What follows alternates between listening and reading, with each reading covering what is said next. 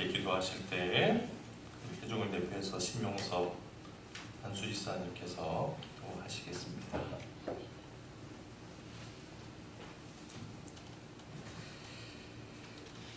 하나님 감사합니다. 오늘 아버지 하나님 주중에 이렇게 수요 예배 드릴 수 있도록 인도해 주심을 감사드립니다. 하나님 지금 코로나 바이러스가 한참 이제 거의 정점에 다다른 것 같습니다. 아버지 하나님 저희 바이러스로부터도 저희를 하나님 또 안전하게 하나님 또 보호하여 주시고 예배를 드리는 데 있어서도 더 아버지 하나님 앞에 기도하는 마음으로 예배드리게 하여 주시옵소서. 아버지 하나님 요즘 세상에 또 아버지 하나님 그 전쟁이 러시아와 우크라이나 사이에 벌어져 있습니다. 아버지 하나님 그래서 아버지 하나님 피해를 보는 우크라이나 또 우크라이나에서 아버지 하나님 피해를 많이 보고 있는데 아버지 하나님 무엇보다 아버지 하나님 귀중한 생명이 많이 희생되고 있습니다. 아버지 하나님 전쟁은 하나님께 속한 것이라고 하였는데 하나님 그 가운데 함께하여 주셔서 많은 시일 안에 아버지 하나님 전쟁이 끝나게 하여 주시옵소서. 하나님 아버지 앞에 아버지 하나님 모든 것은 다 피조물에 불과할 뿐인 줄 믿습니다. 아버지 하나님의 그 크신 경륜으로 하나님 이 세상을 아버지 하나님 또 하나님의 은혜 가운데 치유하여 주시옵소서.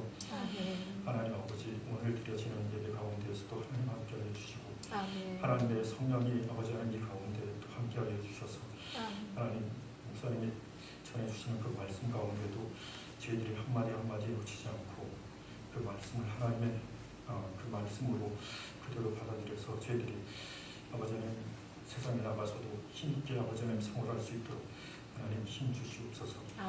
감사드리오니 예수님의 이름으로 기도드립니다. 아멘.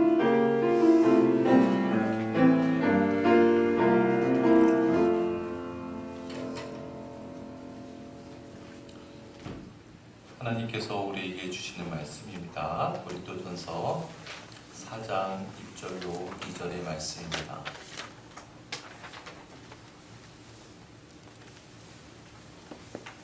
고린도전서 4장 1절 2절의 말씀 함께 봉독해 보십시다. 시작. 사람이 마땅히 우리를 그리스도의 일꾼이요 하나님의 비밀을 맡은 자로 여길지어다. 그리고 맡은 자들에게 구할 것은 충성이니라. 여기 본문 1절이 이렇게 시작하죠. 사람이 마땅히.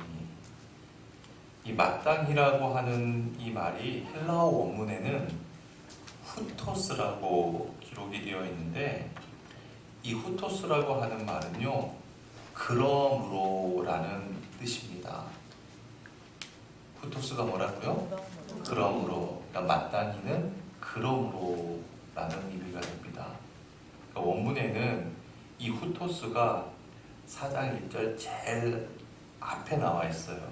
그러니까 원문대로 이렇게 직역을 하면 그러므로 사람이 우리를 그리스도의 일꾼이요 하나님의 비밀을 맡은 자로 여길지어다. 이렇게 기록이 되어 있습니다. 여러분 이 그러므로라고 하는 접속사, 여러분 성경을 읽을 때 이런 그 접속사 참 중요하다고 했죠. 이 그러므로라고 하는 접속사는 일반적으로 어떨 때 사용되는 단어입니까? 이 이전에 있는 내용이 이 후에 있는 내용의 직접적인 원인이나 근거가 될 때 사용되는 접속 부사죠. 따라서 4장 1절이 그러므로라고 시작이 되었다면 그 이전 내용을 필히 알아야 이 이후의 의미를 바르게 알게 되는 것이죠. 그래서 지난 시간 마지막 부분에 다루었던 말씀이에요. 3장 21절에서 23절 말씀 보십시다. 함께 읽어볼까요? 이것은 사도 바울의 위대한 선언이라고 했죠. 시작. 그런즉 누구든지 사람을 자랑하지 말라. 만물이 다 너희 것임이라. 바울이나 아볼로나 게바나 세계나 생명이나 사망이나 지금 것이나 장래 것이나 다 너희의 것이요 너희는 그리스도의 것이요 그리스도는 하나님의 것이니라. 지난 시간에 이 말씀을 도표로 우리가 함께 살펴봤죠. 하나님이 제일 위에 계세요. 그 다음에 누가 있습니까? 그리스도가 있죠. 그리스도는 하나님께 속해 있어요. 이것은 하나님과 그리스도가 이 종속적인 관계가 아니라 기능적인 순종의 관계, 역할의 관계라고 했죠. 그래서 그리스도는 하나님의 것이고 그 그리스도 밑에는 또 누가 있어요? 너희가 있어요. 너희는 구체적으로 누구를 이야기합니까? 고린도 교회. 고린도 교회. 또한 더 나아가서 바로 우리죠. 그리스도 아래에 교회가 있는데 교회는 그리스도의 것이고 그 아래에 만물, 즉 바울, 아볼로, 게바, 세계, 생명, 사망, 지금껏, 장래 것이 다 있는 거예요. 자, 그러니까 보세요. 교회라고 하는 것은 하나님께서 세상 질서의 중심으로 세우신 하나님의 몸된 지체라는 겁니다. 따라서 바울과 게바와 아볼로가 아무리 뛰어나다 할지라도 교회, 즉 교회 너희들을 위한 하나님의 도구에 지나지 않는다는 거예요. 하나님의 관점에서 보면 그들은 제일 밑에 있다는 겁니다. 그런데도 너희들은 왜 사람을 절대시하면서 사람 때문에 싸우고 분쟁하고 분란을 일으키느냐라고 바울이 질책하고 있는 것이죠. 그리고 4장 1절에서 그러므로 이렇게 시작하는 겁니다. 그러므로 사람이 우리를, 여기서 사람은 누굴까요? 사람은 너희들. 너희가 누구라고 했습니까? 고린도 교회 너희들을 의미하죠. 또한 우리는 누굽니까? 우리는 바울 자신을 비롯한 아볼로, 또한 게바, 그런 초대교회 지도자들을 의미하죠. 자, 1절을 다시 한번 원문대로 가면 이렇게 읽을 수 있죠. 그러므로 사람은 너희 고린도교회 교인들을 이야기하죠. 우리를, 바울, 아볼로, 게바와 같은 우리를 그리스도의 일꾼이요 하나님의 비밀을 맡은 자로 여길지어다. 여길지어다. 이것은 명령형이죠. 여겨야만 된다. 반드시 여겨라. 무엇으로 여기라는 거예요? 그리스도의 일꾼으로, 그리고 하나님의 비밀을 맡은 자로. 자, 우선 그리스도의 일꾼에 대해서 한번 보십시다. 여기서 우리는 이 그리스도의 일꾼을 통해서 두 가지를 한번 유의해 보아야 합니다. 첫째로는 바울이 사용한 일꾼이라는 단어입니다. 이 일꾼이라고 하는 단어는 헬라 말로, 이것은 제가 여러 번 한번 반복할 것 같아요. 사도행전을 우리가 공부하면서도 또 제가 한번 언급하게 될 텐데 한번 따라서 해보십시다. 휘페레테스. 이 단어는 예전에도 제가 한번 말씀드린 것 같은데, 아래를 가리키는 휘포와 전치사, 휘포라는 전치사와 노를 젓는다라고 하는 동사 레테스가 합쳐진 동사인데요. 그래서 이 휘페레테스의 뜻이 뭐냐 하면, 거기 적어보세요. 배 제일 밑창에서 노를 젓는 사람을 의미합니다. 휘페레테스는 배 제일 밑창에서 노를 젓는 사람. 배 제일 밑창에서 노를 젓는 사람. 여러분, 보통 일반 배는 배 위에서 노를 젓죠. 그런데 이 영화 같은 데 보면요, 로마 제국 시대 때 이 전쟁하는 전함들 있지 않습니까? 화면에 보이듯이 전쟁을 치르는 배는 노젓는 사람들이 어디에 있어요? 배 제일 밑창에 들어가 있어요. 이 화면이 어떤 영화의 한 장면인지 아시죠? 그렇죠, 배너입니다. 그 배너의 영화의 한 장면인데 주인공, 그 유명한 찰턴 헤스턴이 배 밑창에서 노를 저어요. 그 사람의 명칭이 뭐라고요? 휘페레테스예요. 자, 그러면 이 사람들의 신분이 뭘까요? 그렇죠, 노예입니다. 노예예요. 자, 여러분 이제 이 배 밑창에서 노젓는 그 노예들을 한번 생각해 보십시다. 그들은 배를 아무리 열심히 저어도요, 그 배가 어느 방향으로 가는지 알아요, 몰라요? 몰라요. 이 배가 지금 동쪽으로 가고 있는지, 서쪽으로 가는지, 북쪽으로 가는지 전혀 몰라요. 그 밑창에는 창문도 없지 않습니까? 그 노예들은 노를 젓고 노를 저음에 따라서 배가 나아감에도 불구하고 배의 속도도 그들이 결정할 수가 없어요. 배의 속도는 누가 결정합니까? 배의 갑판 위에 있는 선장, 이를테면 사령관이겠죠. 그래서 사령관이 명령을 내리면 그 중간 계급을 거쳐서 그 명령대로 이제 고수가 북을 치죠. 둥둥둥둥. 이게 속도가 빨라지면 둥둥둥둥 하면 빨라지고, 천천히 둥둥둥둥 천천히 치면 천천히 늦게 가고. 따라서 내가 분명히 노를 젓는 사람임에도 불구하고 휘페레테스는 속력과 방향을 결정할 권리가 없는 거예요. 또한 이 휘페레테스는 얼굴이 보이지 않습니다. 왜요? 배의 가장 밑창에 있기 때문이죠. 배는 분명히 가고 있고 그 배가 전투도 벌이고 그 배를 통해서 여러 가지 일이 이루어짐에도 불구하고 휘페레테스는 얼굴이 전혀 보이지 않는 사람들입니다. 배 위에 있는 사람들만 보이는 것이죠. 또한 휘페레테스는 자기 생명과 자기 인격을 전적으로 배 위에 있는 사령관, 주인한테 맡긴 사람들이에요. 만약 전투에서 그 전함이 패배했다고 가정해 봅시다. 아니면 배가 침몰했어요. 아니면 전복됐어요. 그러면 위에 있는 사람들은 그냥 다 도망갑니다.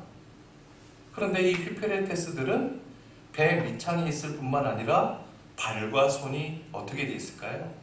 다 쇠사슬에 묶여 있습니다. 도망도 못 가요. 그러니까 철저하게 자기 인격과 생명을 사령관, 주인에게 맡긴 사람들이에요. 그게 바로 일꾼, 휘페레테스라는 거예요. 지금 바울이 이 말을 통해서 무엇을 이야기하고자 하는 걸까요? 우리는 모두 이처럼 배 밑창에서 노젓는 휘페레테스, 노예에 지나지 않는다는 겁니다. 지난주에 본 그 도표처럼 하나님, 그리스도, 교회, 그리고 바울, 아볼로, 게바는 제일 밑에 있는 거 아니에요? 그런데도 왜 너희들은 우리를 절대화해서 누가 더 좋냐, 나쁘냐 하면서 서열을 매기고 분열을 일으키고 있느냐? 여러분, 지금 이것이 바울과 아볼로, 게바에게만 국한된 일일까요? 우리에게도 해당되는 말이죠. 우리가 그리스도의 제자로 살아간다고 하는 것은 주님의 휘페레테스로 살아가는 것을 의미합니다. 여러분 보세요. 이 배가 전쟁을 치르기 위해서는 노젓는 휘페레테스가 없이는 절대로 전쟁을 치를 수가 없습니다. 이들이 없이는 사령관이 원하는 대로 어디든 갈 수도 없어요. 그런데 만약 전쟁에서 승리하면 그 승리의 영광은 누구에게 다 갑니까? 사령관에게만 가는 거예요. 모든 승리의 영광은 오직 사령관에게만 갑니다. 휘페레테스에게 그 영광이 절대로 가지 않습니다. 마찬가지예요. 우리가 그처럼 철저하게 내 인생의 전 과정과 나에게 주어지는 영광까지도 나의 주인 대신 주님께 돌려드리면서 살아간다면 그리스도인들 사이에 또한 믿는 사람들 사이에 무슨 문제가 생기겠어요? 문제가 생겼다는 것은 내가 휘페레테스가 되기 싫은 것이죠. 누가복음 1장 1절과 2절 말씀 보십시다. 누가복음 1장 1절, 2절 말씀 시작. 우리 중에 이루어진 사실에 대하여 처음부터 목격자와 말씀에 일꾼된 자들이 전하여 준 그대로 내력을 저술하려고 붓을 든 사람이 많은지라. 붓을 든 사람이 어떤 사람들일까요? 예수님에 대해서 기록을 하는 사람들. 그러니까 누가복음을 기록한 누가는 주님에 대해서 이야기하고 기록하려고 하는 사람들이 많은데 자신도 그 주님에 대해서 기록하려고 한다는 겁니다. 그런데 여기 보면 그들을 가리켜서 뭐라고 표현하고 있죠? 처음부터 목격자와 말씀에 일꾼된 자들. 그리스도께서 이 땅에 오셔서 행하신 모든 일을 처음부터 눈으로 직접 본 목격자들, 그리고 그의 일꾼된 자들이라는 말이에요. 여기서 일꾼이 뭘까요? 휘페레테스입니다. 즉 주님의 휘페레테스가 되어서 주님에 대해 이야기를 들은 사람들이 붓을 들고 펜을 들고 그 이야기를 썼기 때문에 나 또한 쓰려고 한다, 그 말이죠. 여러분 한번 생각해 보십시다. 2000년 전 그 광대한 로마 제국을 놓고 본다면 이 이스라엘이라고 하는 이 땅은요, 로마 제국에서도 제일 변방에 속하는 땅이었습니다. 그 중에서도 갈릴리라고 하는 것은 변방 중에 변방이죠. 보잘것없는 땅이에요. 그런데 그 갈릴리의 최변방에 가장 무식한 그 인간들, 제자들에 의해서 세계 역사가 바뀌어진 거 아니겠어요? 만약에 그 무식한 어부들이 자기 인생의 방향을 자기 스스로 결정하려고 했으면, 자기 인생의 속도를 자기가 조절하려고 했으면, 세상에 나가서 자기를 과시하려고 했으면 그들은 결코 역사를 변화시키는 통로가 될 수 없었겠죠. 하지만 그들은 철저하게 가리워지고 예수 그리스도만 드러내는 휘페레테스가 되었습니다. 그럴 때 주님께서 그들을 통해 역사하셨던 것이죠. 사도행전 13장 4절 5절 말씀도 보십시다. 사도행전 13장 4절 5절 시작. 두 사람이 성령의 보내심을 받아 실루기아에 내려가 거기서 배 타고 구브로에 가서 살라미에 이르러 하나님의 말씀을 유대인의 여러 회당에서 전할세 요한을 수행원으로 두었더라. 여기서 두 사람은 누굴까요? 안디옥 교회에서 파송받은 바울과 바나바를 의미하죠. 바울과 바나바가 전도여행을 떠난 겁니다. 이게 이제 1차 전도여행이죠. 그때 수행원을 한 사람 뒀는데 그 수행원의 이름이 누구예요? 요한. 정확하게 얘기하면 마가 요한이죠. 헬라식 이름으로 마가입니다. 이 마가 요한이 수행원이었다는 거예요. 근데 이 수행원이 헬라어로 뭐냐면 휘페레테스입니다. 휘페레테스예요. 그러니까 이 마가 요한은 바울과 바나바를 수행하면서 철저하게 모든 것을 바울과 바나바에게 의탁해야 하는 사람이었던 겁니다. 그런데 마가가 어떻게 했습니까? 구브로 섬을 지나 반빌리아 버가에 딱 도착하자마자 아무 이유 없이 그냥 자기 집으로 내빼지 않았습니까? 그래서 우리가 아시다시피 바울이 2차 전도여행을 갈 때 마가 요한을 데리고 가지 않으려고 했죠. 저렇게 무책임한 인간을 데리고 어떻게 하나님의 일을 할 수 있느냐는 것이죠. 나중에 이제 회개하고 나서 하나님께서 합력해서 선을 이루어 주셨지만, 만약 이 마가 요한이 자기에게 주어진 이 휘페레테스라는 이 직분의 역할이 무엇인지를 바르게 깨닫고 알았더라면 이 젊은 시절 한때를 그렇게 의미 없이 탕진하지는 않았을 것입니다. 자, 사도행전 26장 16절도 보십시다. 사도행전 26장 16절. 여러분, 이 말씀은 사도 바울이 감옥에 갇혀 있다가 아그리빠 왕 앞에서 자기가 주님을 영접했던 그 당시를 회상하면서 간증하고 있는 이야기예요. 다 같이 시작. 일어나 너의 발로 서라. 내가 내게 나타난 것은 곧 내가 나를 본 일과 장차 내가 내게 나타날 일에 너로 종과 증인을 삼으려 함이니. 여기 보면 종과 증인을 삼으려 함이니, 여기서 종이 뭘까요? 바로 휘페레테스예요. 바울은 처음부터 주님께서 나를 당신의 도구로 쓰신 이유가 세상에 명예직을 주시려고 부른 게 아님을 알았습니다. 바울은 주님을 영접한 이후로 자신은 주님의 휘페레테스라는 사실을 한시도 잊지 않았습니다. 그래서 바울은 철저하게 주님 안에 거할 수 있었어요.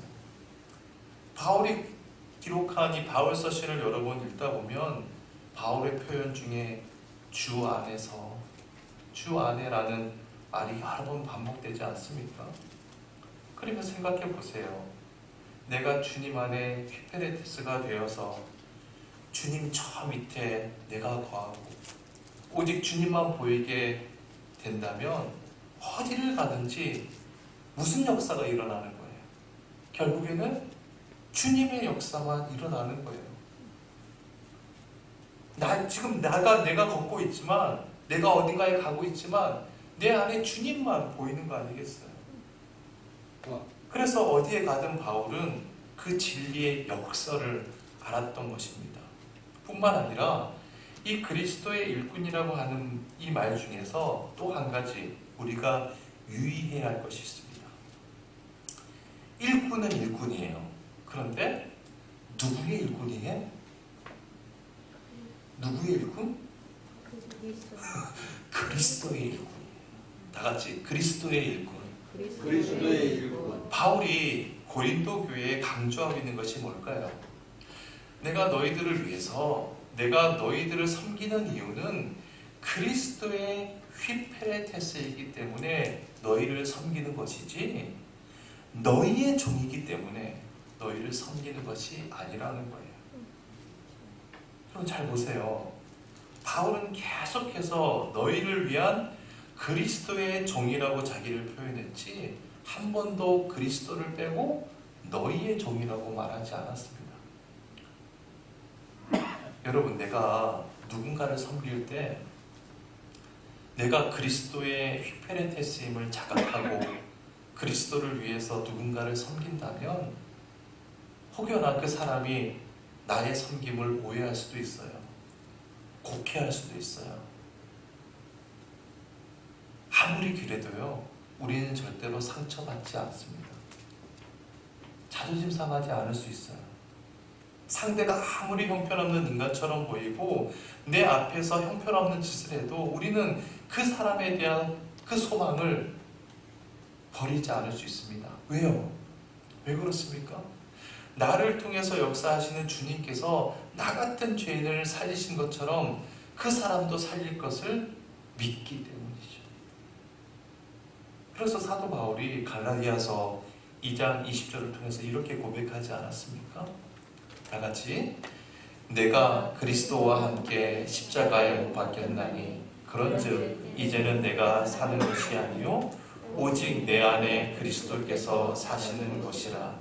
이제 내가 육체 가운데 사는 것은 나를 사랑하사 나를 위하여 자기 자신을 버리신 하나님의 아들을 믿는 믿음 안에서 사는 것이라. 자, 바울은 휘페레테스로서 철저하게 주님만을 위해서 살았습니다. 그래서 자기에게 누군가 돌을 던지고 욕을 하고 저주해도 자존심 상하거나 상처받지 않고 그들에 대한 소망을 버리지 않고 살아날 수 있었던 겁니다.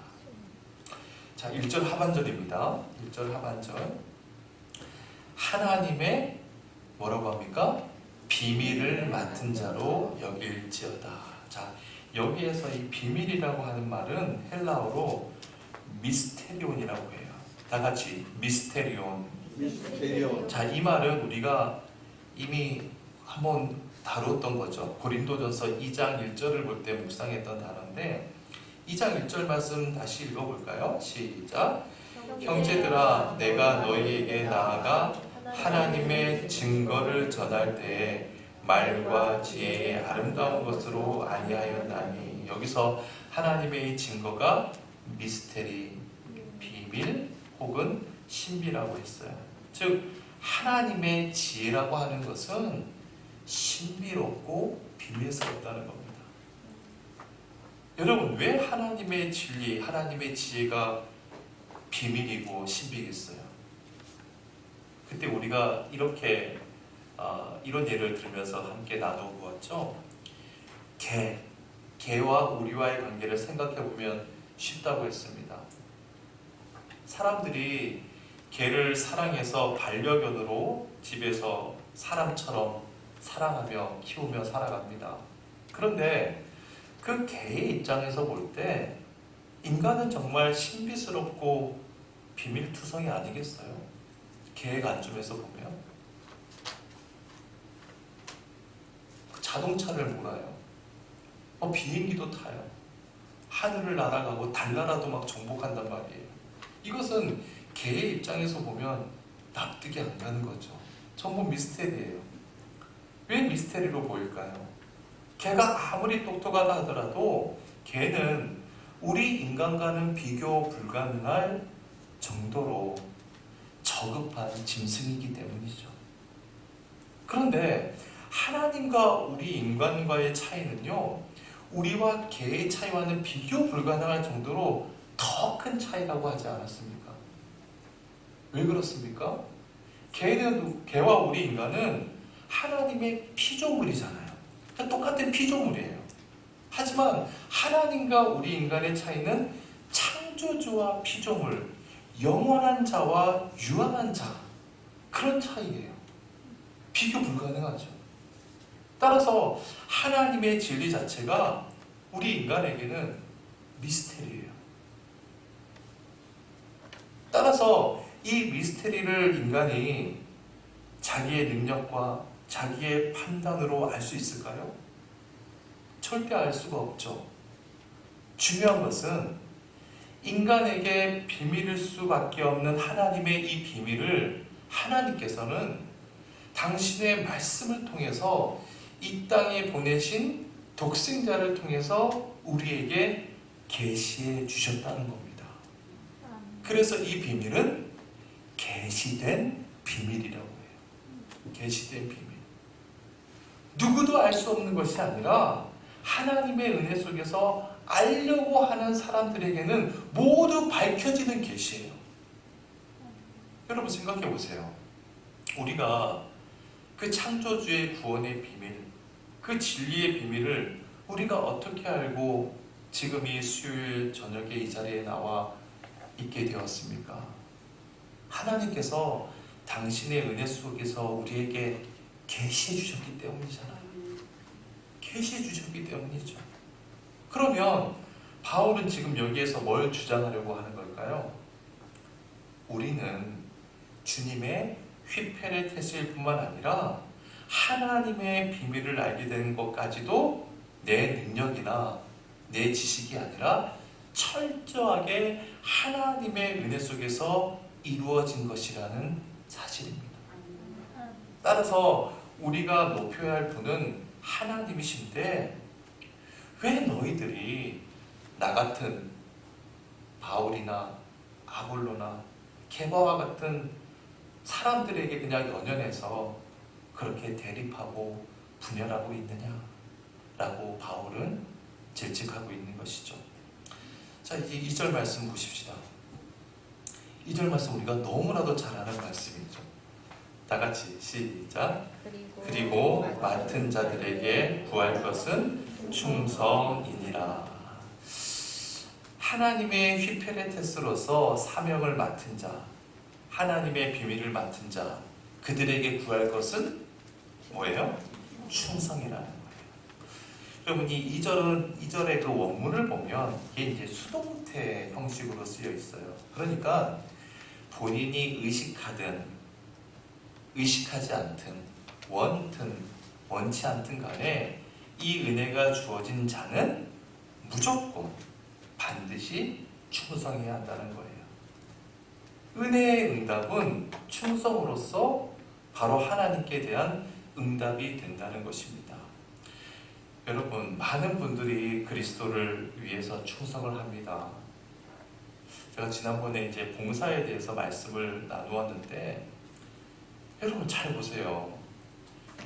주님께 대해서 봉사하고 충성하지 않는 사람들은요, 서로 다투지도 않습니다. 왜요? 아예 안 하니까. 문제는 어디서 일어납니까? 주님께 봉사하고 충성한다는 사람들 사이에서 그런 싸움과 다툼이 많이 일어나요. 그 이유가 왜 그럴까요? 우리가 주님께 충성한다라고 할 때 그 기준이 뭘까요? 절대적인 기준이 있어야 되잖아요. 그 기준을 상실할 때 사람들은 저마다 자기 척도로 충성을 가늠합니다. 제가 여러분에게 나눠드린 프린터에 충성이라는 말을 한자로 적어놨죠. 제가 한자로 적어놓은 이유가 있습니다. 자, 이건 제가 이제 여담이지만 중국에서 이제 선교 사역을 하셨던 넬슨이라고 하는 선교사님이 계신데, 이분이 이런 책을 쓰셨어요. 창세기의 비밀이라는 책을 쓰셨는데, 그분이 이제 중국 사람들에게 복음을 전하기 위해서 한자를 이제 배웠을 거 아닙니까? 근데 한자를 배우다가 이분이 놀란 게 있어요. 이 한자라고 하는 것은 표의 문자잖아요. 한자가 한자의 그 한자가 다 뜻을 갖고 있지 않습니까? 그 한자를 보니까 많은 단어들이 성경의 내용을 전하고 담고 있다는 사실을 깨닫게 된 겁니다. 이제 지금은 고인이 되셨지만 태백에 가면 예수원이라고 하는 귀한 기독교 처소가 있습니다. 이제 대천덕 우리 이름은 이제 대천덕 신부님이고 토레이 신부님이신데, 그분도 그런 말을 한 적이 있어요. 그분이 한국에 오시기 전에 중국에도 오랫동안 사셔서 중국말도 잘하셨거든요. 근데 그분도 이런 비슷한 얘기를 했습니다. 한자는 하나님을 아는 사람들이 만든 문자라고 이야기를 했습니다. 또한 제가 한번 영상을 본 적이 있는데, 중국에 이제 가정교회에서 사역을 하다가 이제 중국 공안의 핍박으로 이제 결국 해외로 쫓겨난 중국의 이제 목사님들이 만든 영상을 보면, 자기 나라 글자를 만든 조상들이 하나님을 분명히 알고 있었으므로 성경 구절과 한자를 비교한 그런 영상을 이렇게 제작해서 보여준 적이 있습니다. 제가 예전에도 이제 한자에 대한 얘기를 하면서 창세기에 기록된 한자와 좀 비교해서 제가 말씀드린 적이 있는데, 기회가 나면 같이 한번 공부해 보면 좋겠습니다. 자, 여기 충성을 한번 보세요. 충성은, 그래서 일단 충은 가운데 중자의 마음심이잖아요. 그죠? 즉 이것은 뭡니까? 중심으로라는 뜻이죠. 중심으로. 그리고 성자는 말씀 언변에 뭐죠? 이룰 성자죠. 자, 그렇다면 충성이 뭡니까? 풀이하면 내 중심으로 말씀을 이루는 거예요. 이 기가 막힌 해석 아닙니까? 그러니까 여러분 보세요. 충성의 잣대는 뭐예요? 말씀이라는 거예요. 충성의 기준은 말씀이라는 겁니다. 보세요. 이처럼 충성이라는 한자도 우연히 그렇게 된 것이 아니라 하나님을 아는 자들이 글자를 만들어냈다는 사실을 알게 되죠. 충성은요, 내 중심을 다해서 하나님의 말씀을 구현할 때만 충성이 되고, 그때만 사람과 사람 사이에 대립이 생기지 않는다는 겁니다. 여기서 또 충성이라고 하는 이 말이 헬라어로 피스토스라고 기록이 되었는데, 이건 형용사고요. 명사는 피스티스입니다. 여러분, 피스티스 뜻이 뭐예요? 피스티스. 그렇죠. 믿음. 신실이에요. 맞아요. 믿음과 신실이라는 뜻을 갖고 있어요. 그걸 적어보세요. 믿음과 신실. 여러분, 재미있는 사실은요, 피스티스는 충성, 믿음, 신실 세 가지 뜻을 동시에 갖고 있습니다. 따라서 헬라어는 충성, 믿음, 신실 이 단어가 따로 구별되는 단어가 아니라는 거예요. 그래서 여러분 성경을 읽으실 때 믿음이라는 단어나 뭐 충성이나 신실이라는 단어가 나오면 그 단어를 믿음으로 대체해도 되고요. 충성으로 바꿔서 읽어보시면 더 이해하기가 쉽습니다. 자, 그렇다면 우리가 하나님의 은혜를 받았다면 우리가 주님께 충성해야 된다라고 하는 이것은 무엇을 의미할까요? 주님의 말씀에 대한 믿음이 깊어지는 것이죠. 결과적으로 우리의 삶이 신실하게 바뀌는 것을 의미합니다. 왜요? 하나님의 말씀은 능력의 말씀이에요. 생명의 말씀이기 때문이에요. 여러분, 말씀을 내가 바르게 쫓으면 그 말씀이 나를 새롭게 합니다. 또한 그 말씀이 나를 변화시키는 거예요. 따라서 내가 충성한다고 하지만 주님의 말씀을 쫓지 않고 내 삶이 신실하게 변화되지 않는다면 그 충성이라고 하는 것은 말씀을 위한 충성이 아니라 결국은 내 기분 좋은 대로, 내 욕구대로 충성을 하는 것이죠. 그렇다면 지금 바울이 이 구절을 통해서 고린도 교회 교인들에게 무엇을 얘기하고자 하는 걸까요? 고린도 교회 교인들은 모두가 똑같이 하나님의 은혜를 받은 사람들입니다. 또한 하나님의 미스테리, 그 미스테리를 깨닫는 하나님의 계시의 은혜도 받았어요. 그래서 그들이 교회가 되지 않았습니까? 고린도 교회를 이룬 거예요. 그런데 그들이 그 은혜를 받긴 받았음에도 불구하고 뭘 하지 않는 거예요? 충성하지 않는 거예요. 충성하지 않는 겁니다. 말씀을 쫓지 않는 거예요. 그 말씀 안에서 신실하려고 하는 노력을 기하지 않는 거예요.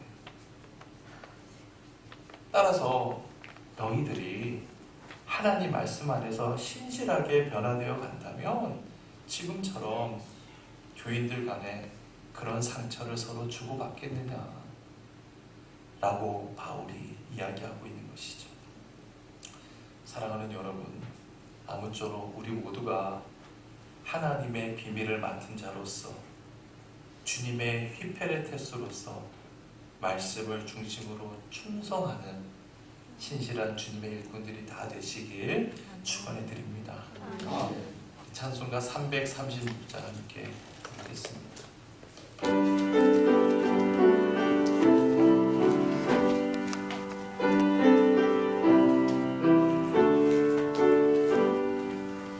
환난과 핍박 중에도 성도는 신랑 지켰네. 이 신앙 생각할 때는 기분이 충만하네.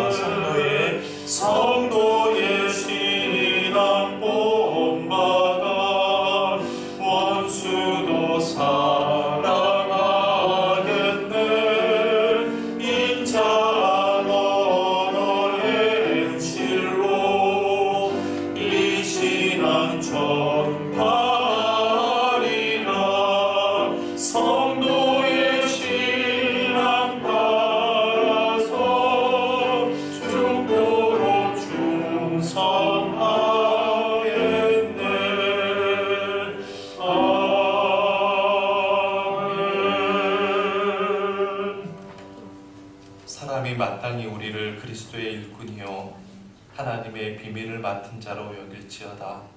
그리고 맡은 자들에게 구할 것은 충성이니라. 좋으신 하나님, 바울은 주님을 영접한 이후 자기 자신이 주인 대신 주님의 일꾼 휘페레테스임을 분명히 알고 있었습니다. 그래서 자신은 언제나 주님 밑에 거하며 오직 주님만 돋보이도록 살았습니다. 그런 바울의 삶을 통해서 언제나 주님의 역사가 일어날 수 있었습니다. 주님, 이 자리에 있는 우리들도 바울과 같이 하나님의 은혜를 입은 자로서 그리스도의 일꾼이자 주님의 휘페레테스로서 하나님의 비밀을 맡은 자들인 줄 믿습니다. 소망하기는 우리 모두 주님께 충성하길 원합니다. 무엇보다 말씀에 대한 충성으로 우리의 말과 행동이 변화되게 도와주시고 변화된 우리를 통해서 세상을 새롭게 하는 생명의 역사가 일어나게 하여 주옵소서. 이제부터 주님께 충성된 일꾼으로 주님의 말씀에 대한 믿음이 더욱더 깊어지며 신실한 우리의 삶을 통해서 오직 주님의 역사만 일어날 수 있도록 인도하여 주옵소서. 모든 은혜 감사드리며 예수님의 이름으로 기도드립니다. 아멘. 하늘에 계신 우리 아버지여, 이름이 거룩히 여김을 받으시오며 나라의 마옵시며 뜻이 하늘에서 이루어진 것 같이 땅에서도 이루어지이다. 오늘날 우리에게 일용할 양식을 주옵시고 우리가 우리에게 죄 지은 자를 사하여 준 것 같이 우리 죄를 사하여 주옵시고 우리를 시험에 들게 하지 마옵시며 다만 악에서 구하옵소서. 내게 나라와 권세와 영광이 아버지께 영원히 있사옵나이다. 아멘.